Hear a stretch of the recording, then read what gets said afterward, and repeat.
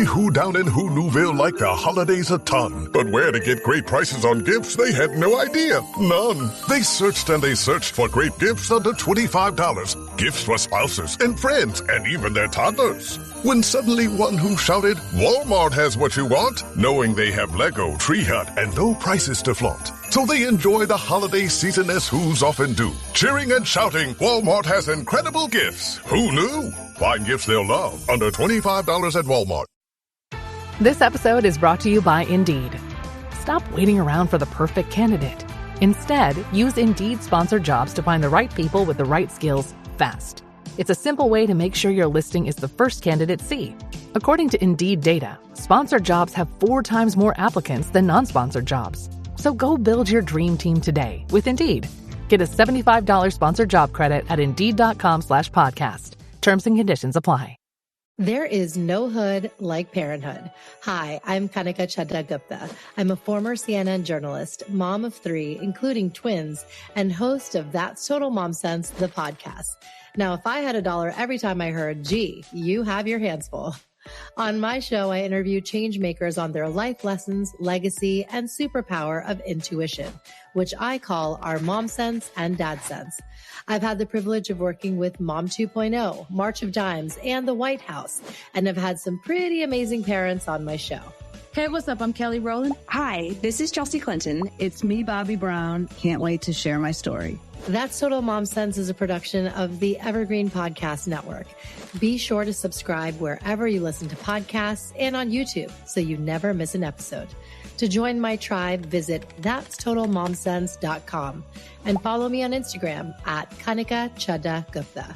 Now let's dive into today's episode. Welcome back to That's Total Mom Sense. I'm your host, Kanika Chadda-Gupta, and today is an episode that's making me feel just a flood of emotions. I'm joined by my Kuchipudi dance teacher, my Guruji, who is an extraordinary cultural torchbearer, Anuradha Nehru. She is the founder and artistic director of Kalanidhi Dance, a company that has made incredible strides in bringing the classical Indian art form of Kuchipudi to global audiences. As a trained dancer myself, who's learning again alongside my 8-year-old daughter, Suhana, this is a full circle moment for me. Anuradha Auntie, welcome to the show. Thank you. Absolutely. I just wanted to share at the beginning how we first met, because I still remember. I have a photographic memory, and I was 5.5 at the time, but it was at India school. My mom decided to volunteer and help out, and wanted to enroll me in just a slew of classes. So there was Hindi and vocal music and dance. And there were just a few teachers. There was, I believe, just Bharatanatyam and Kathak. And you were a young 20-something teaching Kuchipudi. And my mom, even though being a Punjabi and growing up in Bombay, had such an affinity for the art form. And she said, my daughter will be one of your first students. And it was just such a joy. I was looking back on old VHS cassettes of those early performances where we performed steps. And, to think of the arc, I still remember you as that. And I feel like, so many of your students can relate that anything to impress Auntie when we performed. You're just the most poised, elegant, talented, masterful dancer I've ever encountered in my life. Oh, you're too kind. You were an impressionable 5.5-year-old. Thank you. Thank you so much. I wanted to also share that, the tutelage that we gained from you as dancers. I know I've been removed from it. When I went on for college, I didn't have the regular, instruction that we had on a weekly basis throughout our school years. It still hasn't left me. And I'm so proud to pass it on to my daughter. I have, since this is video, I have, a Natya Shastra that we keep downstairs in the basement where we practice. And I wanted to share how I still remember the shlokas that you taught us. So I'll just share a few verses now, because that's how indelible it is. I'm 42 now, and I remember learning maybe at 12 or 13. But I'll start. Pranamya Shirasa Devo Pitamaha Maheshwarao Natya Shastram Pravakshyami Brahmanaya Dudahrutam Devatanam Shirastastu Guru Namasya Samstitaha Vakshastascheva Vipranam Sheshitva Niyamo Bhavet Vishnu Shakti Samutpanne Chitravanne Mahitale Aneka Ratna Sampanne Bhumi Devi Namostute. Just a few verses. But I still remember it. And I haven't, been with you or at Kalanidhi for decades. That is amazing. That is very moving. But I learned it from you. And it's something that I pass on. And I think that reverence is what I want you to, impart to the audience today. You had it as a child.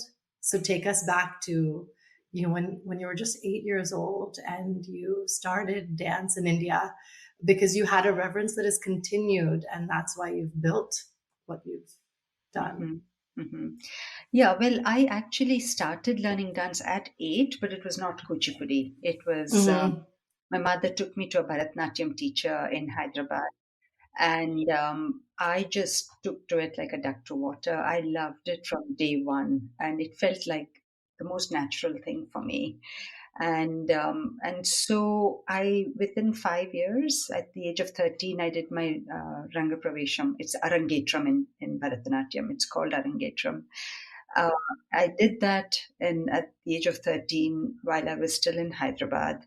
And then at age 15, I moved to a boarding school. I continued with my Bharatanatyam training. But then when I went to college in Delhi, my father, I had no intention of stopping because it was a very integral part by this time. By the time I was schooling, dance was something I'd fallen in love with, and it was part of my life. And so when I went to college in Delhi, I told my father I want to continue my dance lessons. And so he took me to Triveni Center, which was right next to my college. And as it happened, that particular moment in time, they did not have a Bharatanatyam teacher, but they had a Kuchipudi teacher. Okay. And so I joined it anyway. I said, some dance is better than no dance for the next 3 years. Right. And so I started Kuchipudi inadvertently at the age of 17. Wow. And I loved it. It was different from Bharatanatyam, but it was, for me personally, more graceful. I found there was more fluidity. And so I actually enjoyed it even more. And it was more of a theatrical dance form. It was more storytelling. And so I thoroughly enjoyed my 3 years of training by this very young, talented teacher, Krishna Kumar, who is the younger brother of a very well-known guru called Narsimhachar, who lives in Chennai. But anyway, to cut a long story short, I moved back to Hyderabad at the end of my undergrad studies. And I moved in with my aunt because my parents were in Indonesia those days.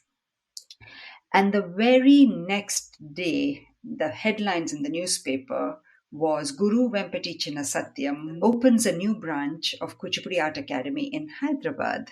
Okay. And it was so prescient. I mean, it was literally, this academy was down the road from my aunt's house. And I went the same morning to enroll, and I was one of their first students in Hyderabad because they had just opened that day. Yes, wow. That's how I started with Guru Vempati Satyam. And it was so clear to me the moment I joined Master Garu's academy, I completely fell in love with Kuchipudi at that time. And I danced, I think, 8 hours a day for the next 6 months.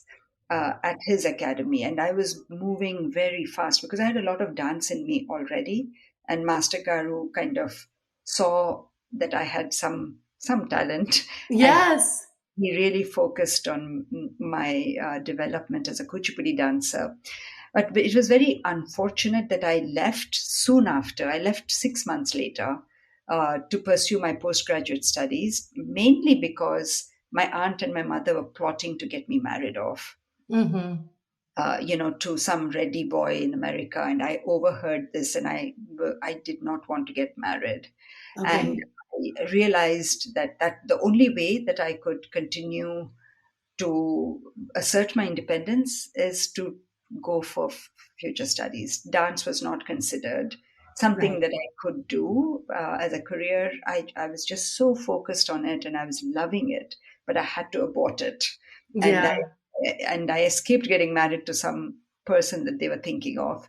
And that was my quick summary of how I started with Kuchipudi, how I fell in love with Kuchipudi. Yes, yes, that's beautiful. And then tell us about how you met Vikram Uncle and it took you to the States. So I finished my postgraduate studies in the States. I was in public health nutrition was my field those days. Mm-hmm. It's like another life. Yeah. Um, I chose Indonesia for my dissertation because my parents were there. My father was working there. And rather than going to Hyderabad, which I would have probably if they were living there. And I lived in Jakarta for 6 months. And in those 6 months, while I was doing my dissertation, I met Vikram. He was a Mm-hmm. young professional at the World Bank. This was his first assignment out to Jakarta. So he was brand new. He moved the same month I moved. So it was very Oh my fortuitous. goodness. Yes, Yeah. And serendipity. we met very soon. Like we both moved in January and we met, I think, at the end of January or early February. So we had met right away. And in those 6 months, we saw a lot of each other. And by the end of the 6 months, we decided that we would get married. It was that Oh. quick. Yeah. Yes, yes. When you know, you know. And then when you when you moved to the States, you could have pursued a career in public health, but Master Garu kind of advised otherwise. How did that unfold? Yeah, so I was happily working and I had two kids, and I was just, quite happy with my new life. I mean, there was this void. I was always dancing, by the way, even those few Mm-hmm. years, as you know, being one of my Yeah. early students, that in fact, the director of India School had found out that I had just moved to the States, to Rockwell Yes. Yes. specifically. And she said, "Would you perform for me?" And I said, "Of course I would." And she liked the performance a lot. And after that, she said, "Would you teach at India School?" And that's how I started teaching on Sundays, like right away. I think Right. moved in 86 December, and I think 87, sometime in 87, I started. So it was right away I started teaching at India School on Sundays only, and Yeah. weekdays I had a full-time job, and I had these two kids. So, and Vikram was Wow. traveling a lot. He was Oh my traveling goodness. to Africa every second month for 3 weeks. So it was a huge challenge, and I was continuing like this still for a few years till 1990 for three years, I guess, Mm-hmm. and until like you just said, and you know the story about my guru coming to the US with one of his principal dancers, and he was touring around the country with her, showcasing her dance to audiences in this country. And I went to visit him at the first performance in DC, and he said he was surprised I had lost touch with him, and he said, "What are you doing? And do you want to dance?" And the second performance at the end of 2 months, "Do you want to do a dance with my orchestra?" I jumped at it. And this was, I had a very young child. I had a 1 year old and a 4 year old at that time. They were very young. Mm-hmm. Yeah. And I practiced like crazy for 2 months, and I performed at the end of 2 months. It was after that performance is when he pulled me aside and said, "You're wasting your life with Oh, your career. You should, not everyone can dance, and everyone can work. Everyone can do a public health job, but not everyone can dance like you. Yes. And he said, come back to dance, come to Kuchipudi Art Academy, and I will personally train you once again, and you must dedicate your life to Kuchipudi. And I guess I was ready for that message, because I was running ragged with my lifestyle. And I went home, and coming from a guru like him, endorsing my dance and saying, you really have it in you, and you need to do this for the benefit of the art form, was huge for me personally. And I always loved the dance, and I was ready for that message. So I luckily had a husband who was extremely supportive and said, do what makes you happy. So I literally took my two children almost immediately to my mother in Hyderabad, dropped them there, and went for like the next 4 to 5 months. I lived in the academy in Chennai and danced again 10 hours a day. My goodness. By this time I was 30, and Yes. I still Wow. danced like 8 hours, 9 hours, up to 10 hours a day, like a maniac, because this time it was with a purpose of starting an organization that promotes Kuchipudi. And that's exactly Yes. what I did. I came back, and I went in 91, I think, and I came back and started Kalanidhi the same year in December. So that's Oh the my goodness. It's so wonderful to hear the story firsthand from you. And, I remember as a child coming to your basement from the first house and then the one in Bethesda, and seeing Karthik and Vivan grow up. I remember when Vivan was really young.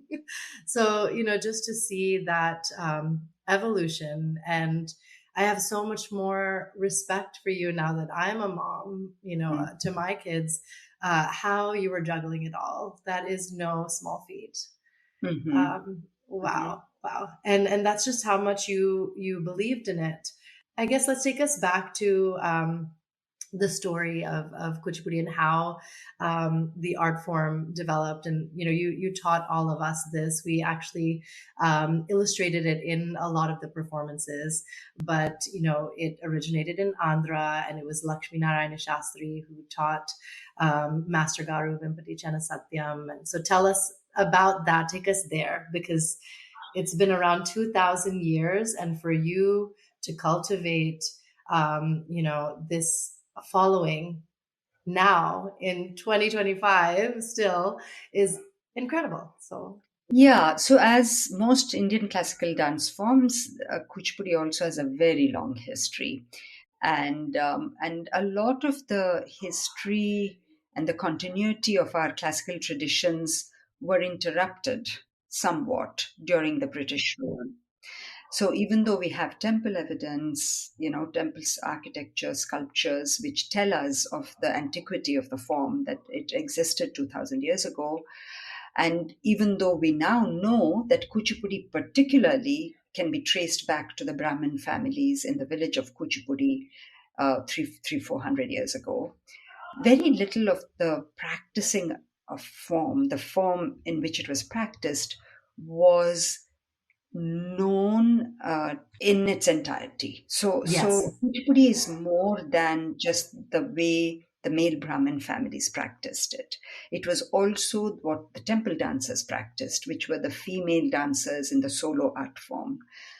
And so it was only more recently, Lakshminarayan Shastri that you mentioned, Shastri Garu, in the 20th century, who made an effort to go back to the temple dancers and learn from them, and mm, exchange of solo repertoire and the dance drama format, which the male Brahmin families did more of. And right, so it was Lakshminarayan Shastri Garu's work of trying to incorporate the solo tradition into Kuchipudi that allowed him, and then subsequently Guru Vempati Satyam, to open this art form to women. yes, it was Um, predominantly male. yeah, Yeah. because the solo dance tradition almost died during the British rule Okay. completely, because Yeah.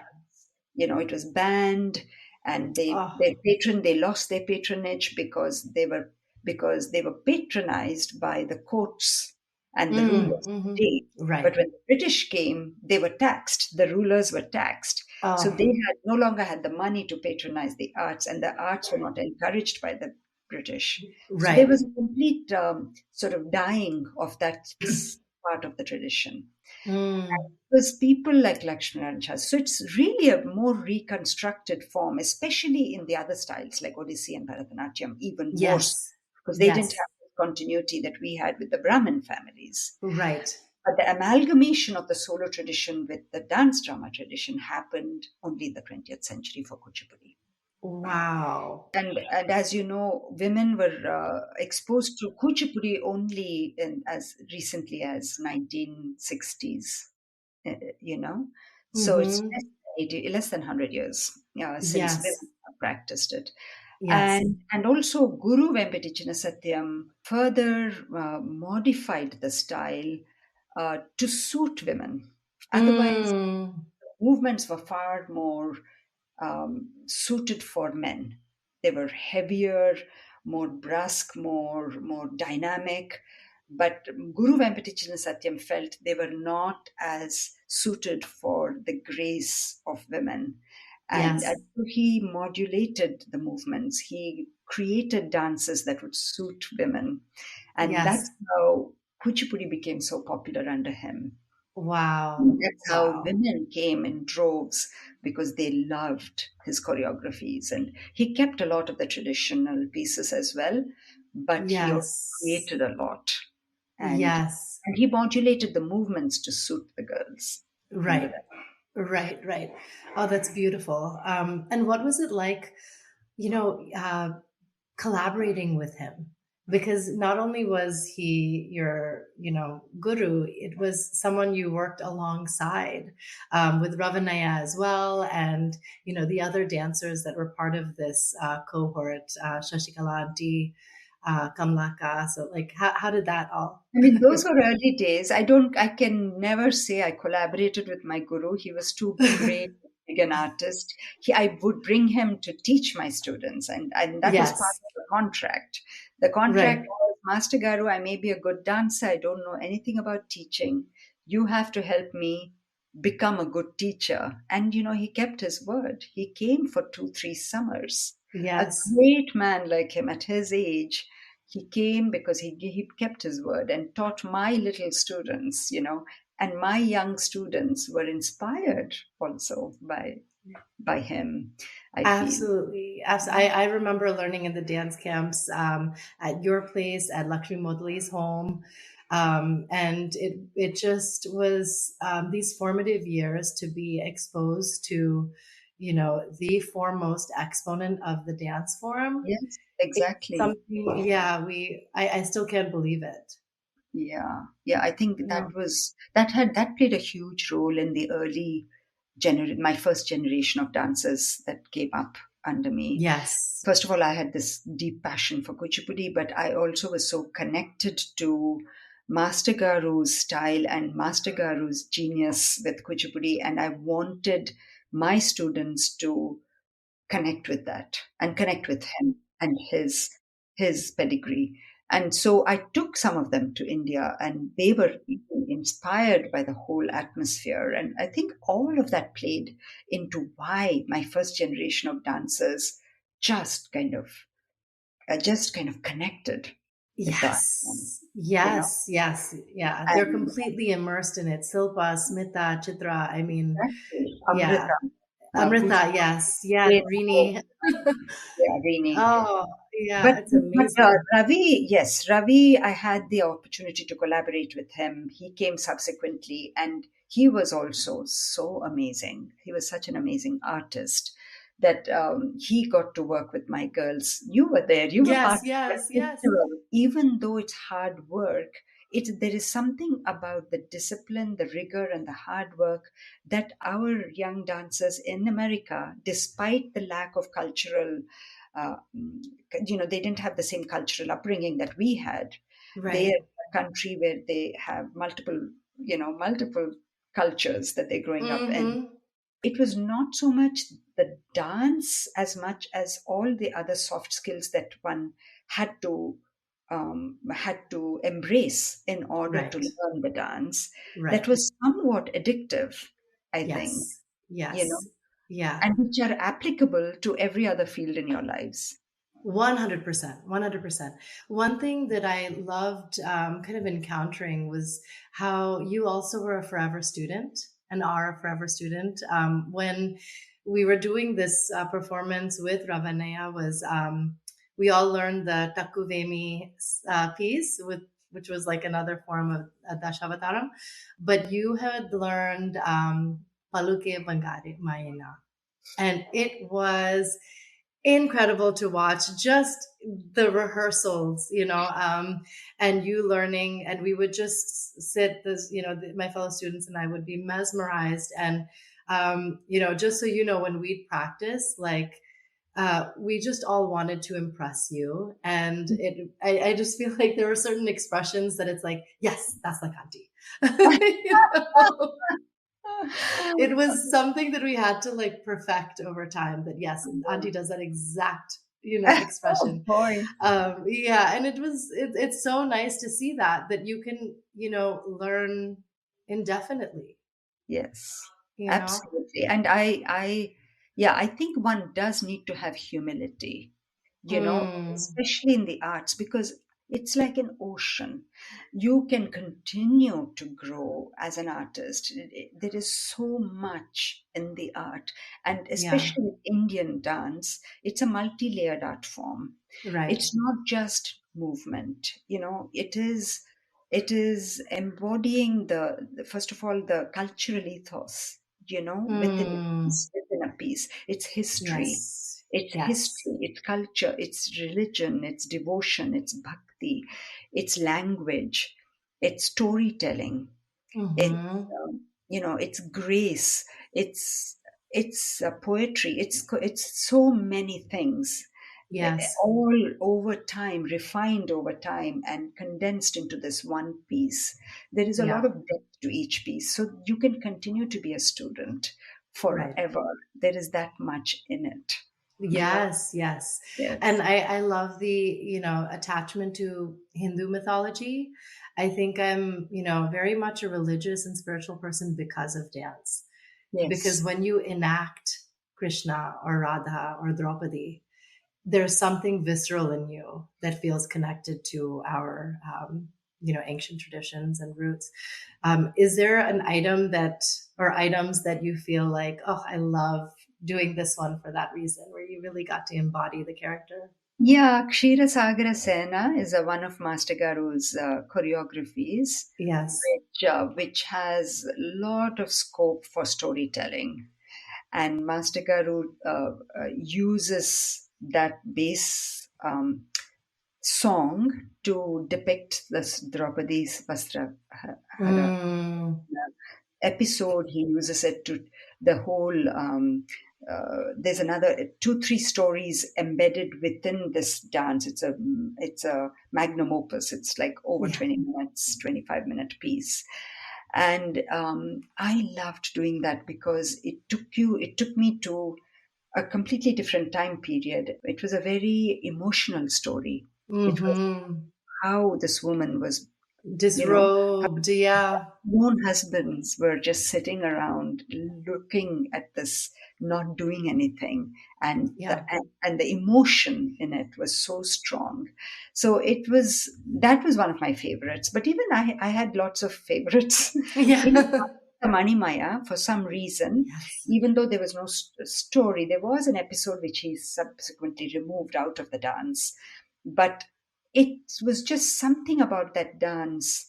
The energy in that dance just was so absorbing for me that I Mm. would always be on a high when I danced that. And Ananda Tandavam, like Ananda Tandavam was the joy of Lord Shiva's dance, was always transporting for me. Mm-hmm. Three pieces that I deeply connected with. Um, Yes, yes.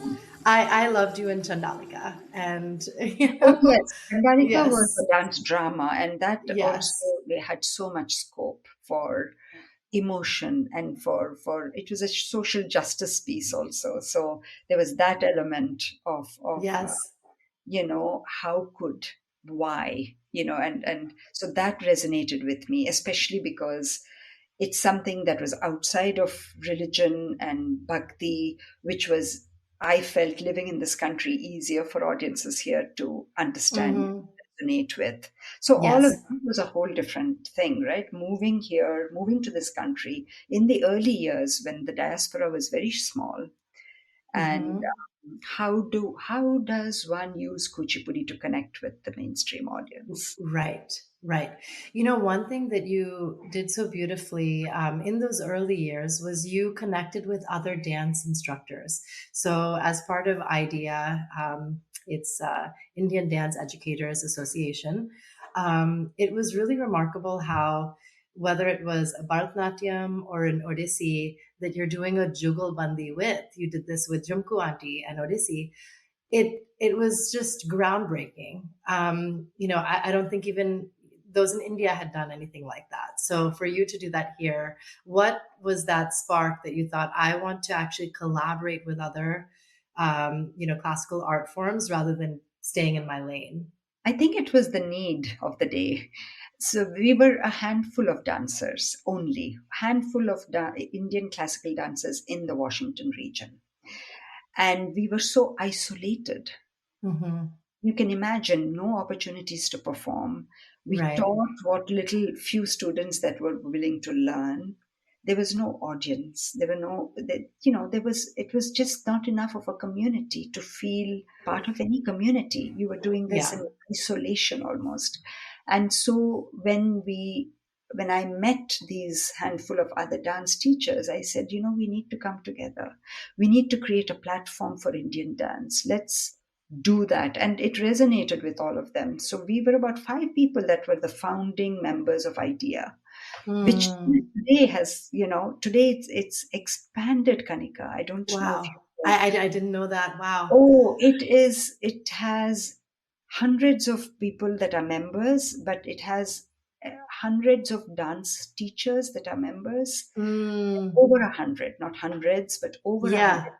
teachers, who each of them are teaching to 200 students or 100 students. My So it's goodness. become a huge community. And IDEA, the current leadership at IDEA is Shruti Mukund, very dynamic young dance. She doesn't teach dance, but she studied dance, but she's Hmm. passionate about Indian dance. Amazing leader. She's doing a Yes. lot of good things for idea and for idea community. Building skill sets that artists need, providing insurance for venues. So she's doing all the things that idea was meant to be doing for the Hmm. community. So Yeah. that's worked, and that was the reason why I reached out. And Yes. I always also liked collaborations, and that's why Kalanidhi always emphasized in collaborations, and that is a trademark of Kalanidhi even today. Yes. Yes. Yes. It's beautiful. And, please share some of the pinch me moments. You've performed at such prestigious venues from, Sackler Art Gallery to Smithsonian to interviews with the Library of Congress. I mean, is there any memory that you feel like, wow, that I really can't believe this is happening? I think the moment that we could not believe that this was happening was our New York show. This happened in 2010. Okay. We applied to Joyce Theatre, not the big Joyce, but the Joyce Soho, which is a Yeah. smaller theatre. Hmm. Applied and we got selected. And I can tell you, the company was a brand new performance company, was still young and dynamic, ambitious, and all the my top tier girls were with me those days. And we worked so hard to prepare for that New York show. And we were extremely lucky that the New York Times dance critic decided to attend our show. There's no guarantee that he can only go to X number of shows. He came to our Joyce Soho, and I don't know if you know, but we were given a one-page New York Times review by Alistair McCullough, and he is the He is the Yes. dance Dance journalist, reviewer. Yes. reviewer. Yes. And Yes. we were stunned by his review. And you will not believe, we that was a pinch me moment, because we couldn't Yeah. believe that we got a New York Times front page, full page review. And after that, I was getting calls from presenters, mainstream presenters from around the country, offering top dollars to bring our group to their cities. But the tragedy, Kanika, is this Joyce Soho happened at the end of 1 year of many, many performances. I had hired Chitra as a development officer for Kalanidhi Yes. that Mm-hmm. year. Mm-hmm. And she did her job really well. And we had a performance almost every month. And I was a real like taskmaster. So Yeah. we were in very rigorous rehearsals for every performance. And so throughout the year, like they were literally working. They were young women. They were in their 20s. They had their first jobs or whatever. And Right. they also began to have significant others. And they were here after work almost like 3, 4 times a week Yes. at a minimum to prepare for these shows. And so they were burning out. And they were Mm. really burning out. And they did not want to tell me. They talked amongst themselves and said, we'll tell Auntie after the New York show, because that was at the end of this 1 year of huge effort. Yeah. And they came and told me right after the New York show that we can't continue with this company because Oh, we just don't have the time. We're burning out. We have the no candle time. at both ends. Yeah.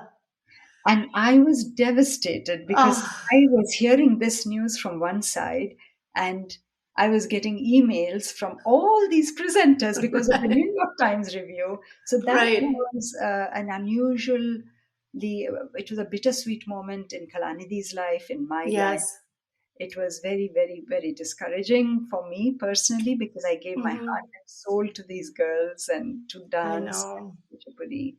But that was life. That's life. Yes. Yes. I mean, it's even harder to keep this tradition alive where, someone decides to immerse themselves and make it their career, Yes.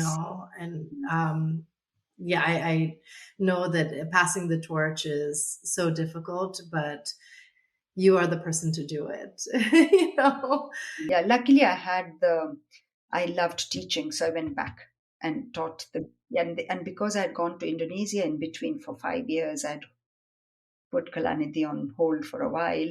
There was a gap between, the Smita, Chitra, Silpa, Hmm. Hmm.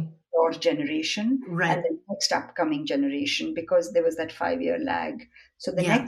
next batch that had started in 2002 were just coming up, and this happened in 2010. So they had just had 8 years, 6, 7, 8 years of training, right? Not quite enough. They were young. They were 12, Yes. 13 years old because they started at 6. And Right. it took 3 years from 2010 to 13, and we debuted them at Library of Congress and the Millennium Stage at the Kennedy Center. Wow. And that was Pragna's generation. That Yes. was Pragna. And Oh, Pragna was very young. She was the youngest of that group. And right. and so Pragna was so talented that she joined them and she was only 12, but the others were 15 or 16. Yeah. Wow. Yes. And, there's some that just have this, magic and Yeah, potential that you just have to nurture it. absolutely. Yeah. And I love that. So with Lavanya and her daughter Pragna, we're going to hear from them. Um, uh, Tell us about this, new wave, because that's very, very exciting. Exactly. I mean, I was very blessed, I think, to have a Pragna and a Lavanya come into my life because, Yeah. Lavanya has incredible passion for Kuchipudi and she gave it all of herself, all of herself. And she's Mm, today, like she's the managing director, come the education director. She manages the whole organization beautifully. And her daughter, Pragna, I'm sure you'll hear from them. She was 4 years old when she joined. And always, well, I knew from day one she had it in her blood. She just is born to dance. Yes. And What do you look for? Because for those who are students or even instructors who are tuning in, what is that je ne sais quoi that, that a I think dancer the has? Genesequa is, their incredible focus in class, and their enthusiasm, their focus, and they practice at home because they love it. Mm, They yes. love it. They don't have to be prodded and practice, engage the Right. parents. Like, you give them a little challenge, and then celebrate that when they master it. Then they see how they are getting better step at a time, and each success is fuel for the next challenge. And so you look for that. You look for who is persevering, who is focused on some children just like challenges. Like all arts, it's not for everyone, right? Some No, people are yeah. just not musical. You cannot make Right. them musicians. Some people are not meant for dance. You cannot Yes. make them dancers. So they may Yes. have the focus, they may have the enthusiasm, but they do need to have that inherent talent. They do have to Right. have, rhythm, focus, grace, Yes. a freeness in wanting to tell stories using their face and the gesture language. So all of that. Yeah. It becomes pretty apparent after teaching for many years, very quickly, like whether these children have it or not. Or it's not gonna, yeah. Yeah. But some And surprise us. Some surprise us. We have a company dancer now who just was not flourishing for the first 5, 6 years. But then something clicked. mm, And then she just took off. And she's now a dancer with our company. oh wow. Yeah. Wow. That's amazing. And I mean, I remember there were times where, I this is when I was very young, but I would cry to my mom and say, "Oh, like I messed up this item, or I didn't practice, or whatever."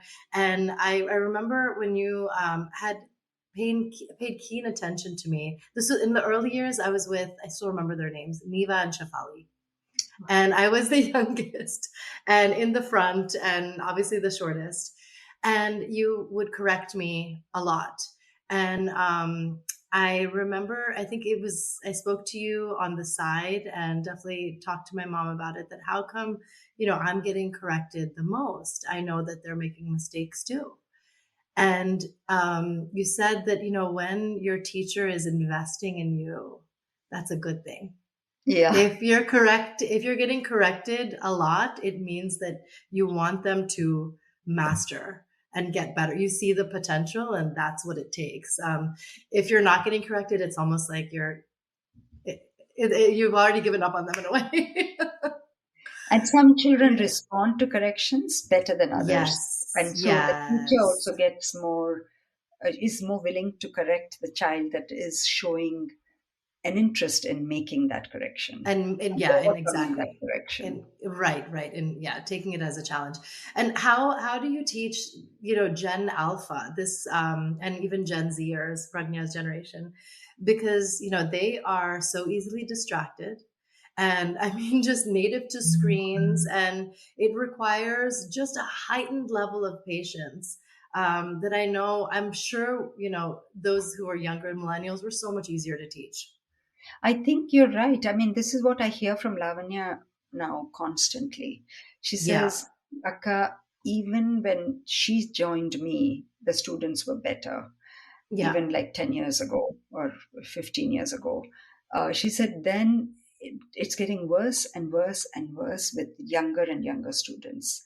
She says it's requiring a lot of patience. They don't have any focus, they're very distracted.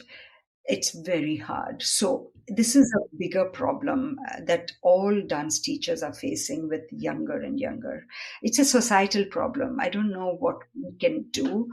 I feel a lot of this comes from at home. Parents have Yeah. to really be very strict with the children, and the children should start dance a little bit early before they get sucked into the social media stuff. Yes. So that, Yes. and the parent unfortunately needs to be engaged with that child at home Yes. in the early years, so that once they fall in love with it, then the parent can, back off. But Yes. Yes. all of those things will help. Right. But I hear it is a frustration. It is a challenge these days. And I love that you put the onus on the parents, because we have to model what we expect, Yeah. and you can't be on your phone or unplugged and disconnected. You need to teach them Yeah. And also, firsthand. you have to spend quality time with them when Yes. you are not doing four things yourself.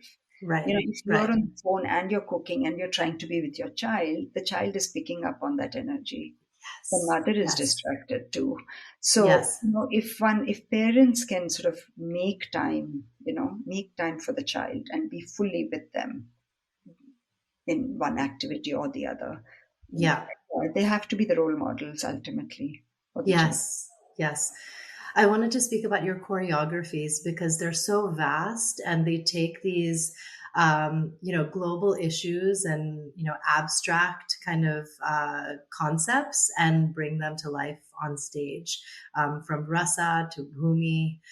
How did you, kind of conceptualize these Yeah, choreographies? I must admit, I had very big vision for all these different projects, but I did need a lot of help. Yeah. It was because we've never done this in Kuchipudi to begin with. Even creating a full thematic work within the traditional norms itself is hard. It's hard Yeah. because you have to be a really good choreographer. You really need to understand music.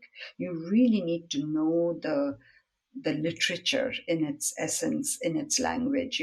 It's such a lot of study. It's not easy to create thematic work.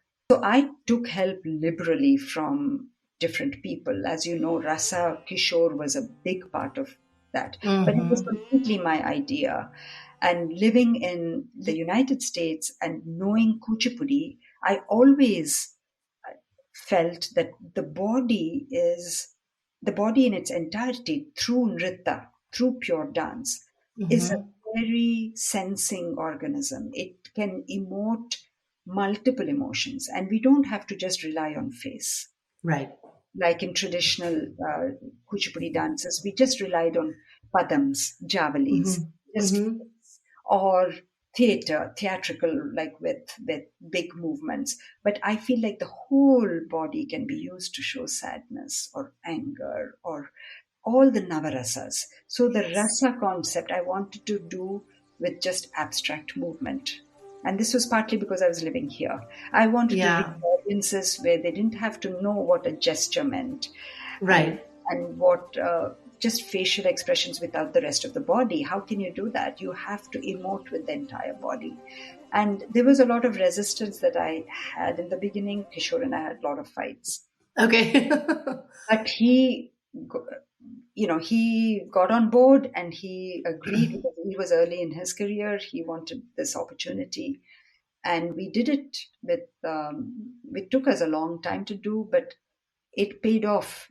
It paid off because we took the arc of the storytelling at one level and the arc of abstract communication of emotion at a second level. It was running Yes. in parallel, which is why remains one of our most popular works. It was Yes. Kalanidhi's first real big thematic original work, and Wow. it still remains very, very popular because of that. And then recently we did Bhumi, which is another one which is a big subject. And by this time, because it was a few years since my first production, I had gained some level of confidence, some level of experience. So I did it with Chitra. And Chitra was also an amazing contributor because she came with, her own life experiences. She was a beautiful dancer, very creative.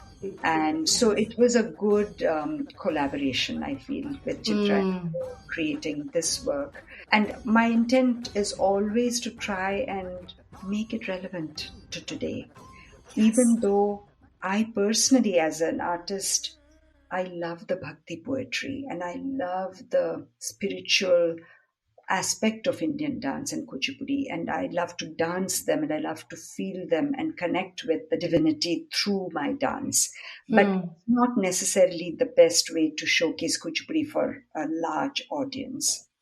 You know, Right. sometimes you need to create work which they want to resonate with too. They believe in, let's say, climate change. You believe in it. Yes. And if you see a work through Kuchipudi, it's one way of them connecting to the art form of Kuchipudi Yes. through a common issue that affects you. Yeah. Yes, and I think it's brilliant because, of course, we have documentary film and different, forms of art that tie in what's going on socially. And to do it through an ancient art form is all the more, remarkable. So that's really amazing. Yeah. My last few questions are on why we dance. I asked that of the other guests on the show. Tell us about that series, because even you were kind of surprised by all the answers of, why you dance and then why your students and those from Kalanidhi Dance feel connected to continuing. I think that why I dance campaign we did 2 times. The first time was within the community. We did a production. So are you talking about the production that we did or the huge marketing campaign that we did? The marketing campaign. Yes, the marketing yes. campaign just took off. It was worldwide, and we had wide participation across. And that's primarily because of our collaboration with Sri Ram, who is the founder of Indian Raga. I don't know if you know Indian Raga. He's a marketing genius. Okay, yeah.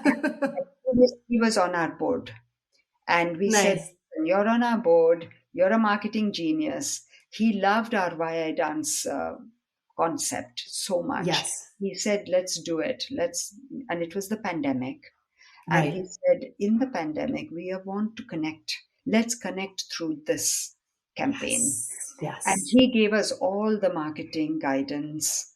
And I had my core company dancers who were brilliant at video editing and all that. So it just came together, Kanika, because it was a time when everyone felt isolated because of the pandemic. Right. And here we were trying to connect everyone through this fundamental question. Every individual, it's so subjective, right? Every single person would be getting something maybe slightly different from dance. And what is that? And we provided an opportunity for them to express that. Why dance? And so it was such an intimate question for every single person. And yet it was a way to connect and share what is so intimate with you with the rest of the community across the world. So that's why that became such a huge thing. And it reached so many people. So it was nothing was planned per se. It was very organic. Kalanidhi itself was very organic. Yes. I remember very clearly Amrita when she came to visit me many, many years ago now, 20 years ago, before Kalanidhi became as big as it has. She said, what's your ambition for Kalanidhi? I said, I'm not an ambitious person. I don't have a set goal for Kalanidhi. All I know is I love what I do, and I will continue to do what I love to do. And I will allow every step to build on the next step as it goes. Because dance is such a communal thing. I can't do anything on my own. I need a student, I need a company dancer, I need an audience, I need the budget, So I didn't have an ambitious goal. That is what is so ironic about Kalanidhi. It just grew organically.